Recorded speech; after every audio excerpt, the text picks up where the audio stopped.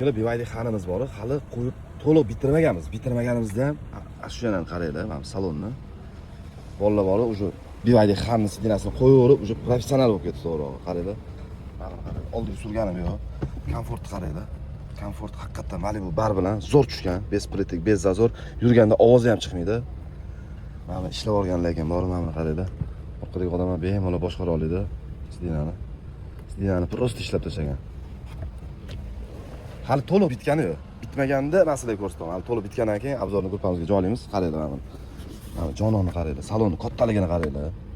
Bu Gentra bilan Cobalt uchun chiqqan ekan Hansidini, to'g'ri. Xitoyliklar menimcha adashib chiqarib qo'ygan. Bizani bolalar o'sha aytolmani, kuniga 2 ta 3 tadan qo'yishadi. Professional bo'lib ketgan. Endi boshqa joyda kim qanaqa qo'ydiradi, ko'rasizlar, boltlarni zavodskiy boltlar bilan qo'yilyapti. Mana samarez orqada hali orqasi hali bitgani yo'q. To'liq bitgandan keyin akalar gruppamizga joylaymiz. Kelasizlar. Hansidinalarimiz seroq. Bitta xana emas, chazorlar bor. Mana bunga o'xshagan zo'r sidinalar bor. Hozir hamma sidinalarga chegirib olganmiz akalar. Kelasizlar.